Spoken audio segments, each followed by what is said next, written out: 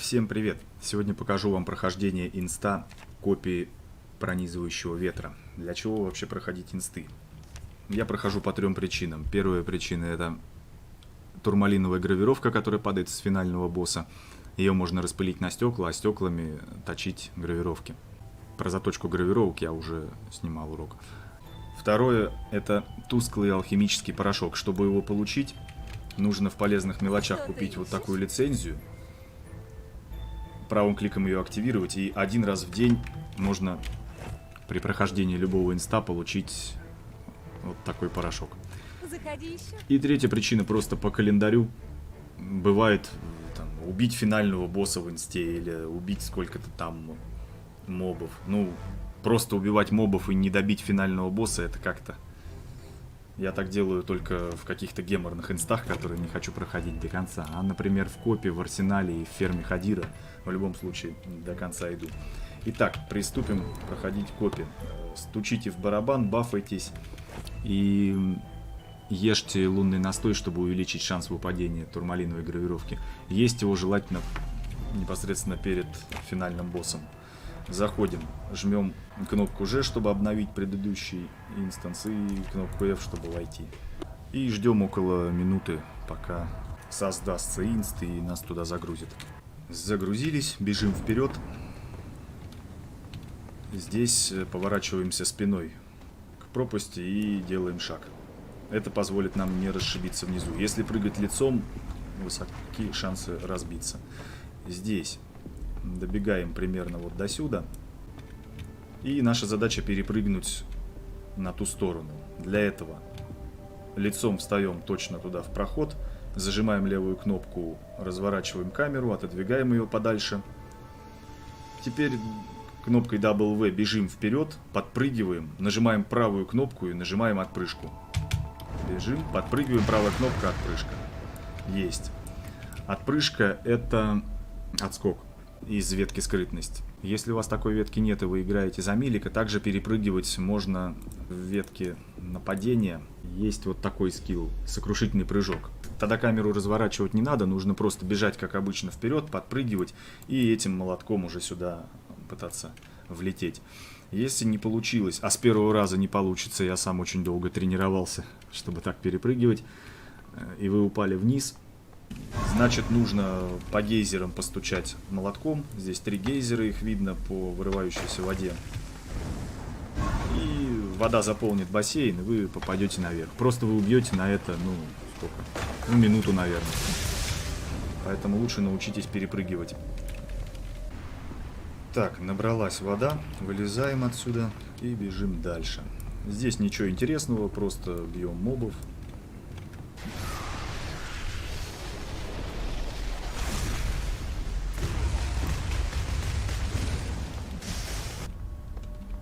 Так, вот здесь я обычно хожу по правому флангу, а этих левых мобов не трогаю.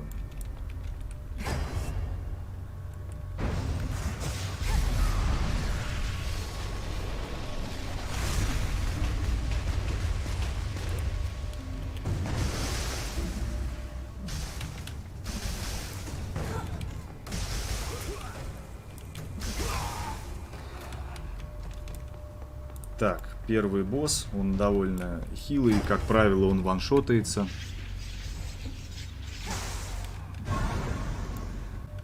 Так, вот этот босс чуть-чуть посильнее, но тоже не особо силен.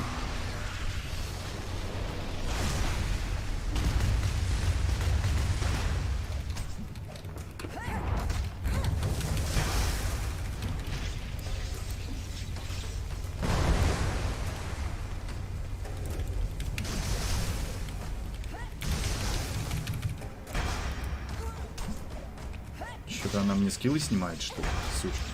Да. Ладно, все, пора с ним заканчивать, уже надоело.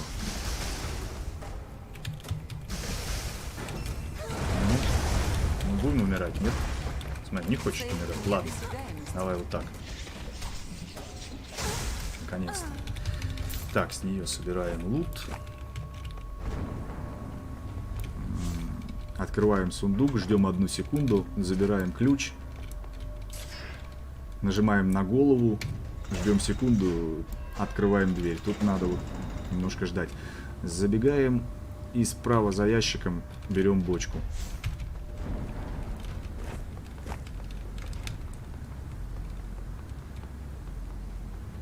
Так, бочку кладем по карте. Это вот здесь.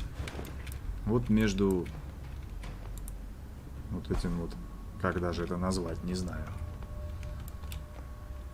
Между левым и правым столбами. Так, поехали. Бежим прямо. На этих чертей внимания не обращаем. Они нас все равно не догонят. Как и вот на этих. Вот этот вот здоровый черт стоит. Он не нужен.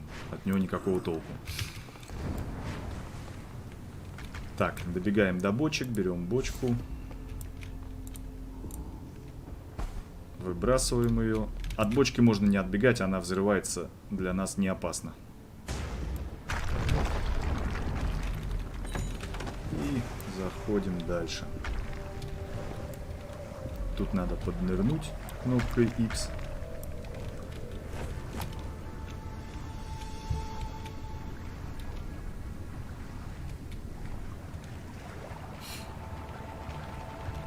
И вот он, финальный босс. Проще всего его убивать лучником. Главное с ним не сближаться. От него нужно отбегать, потому что если вы с ним сблизитесь, он включает себе такой щит, который поглощает чуть ли не 90% всего входящего в него урона, и он становится бессмертным. У него тут появляется баф, и он кричит: «Никто не может меня остановить». Вот. Ну, за остальных персов как получится, так получится. Магом у меня от него убегать не получалось.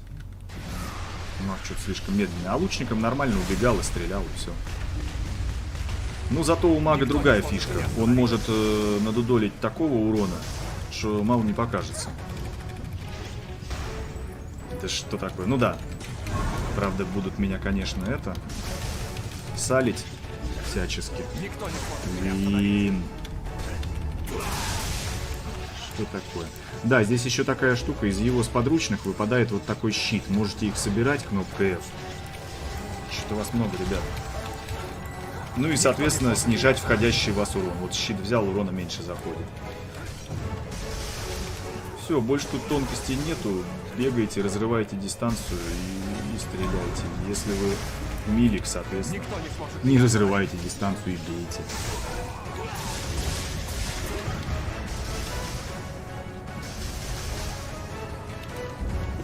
Так. Ну, сейчас, наверное, елку дам и уже умрет. Давай. Нет, живучий, не кританул его.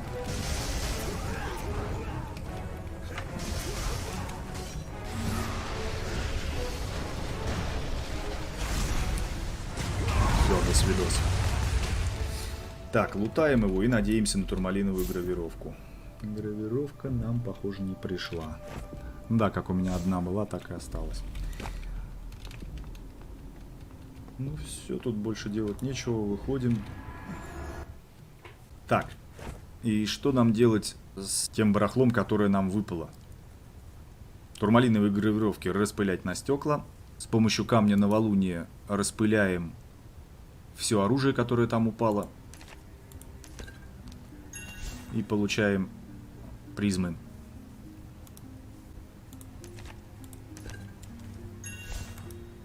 Так, все распылил, вроде все.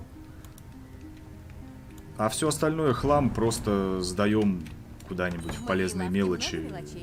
Все. Синие вот эти штуки, вот эти вот крошки. Эту ерунду. Нет, если они вам для чего-то нужны, оставляйте себе. Я их продаю. Ну, вот так проходится копия пронизывающего ветра. Всем спасибо за внимание. Палец вверх, если понравилось. Подписка. Пока.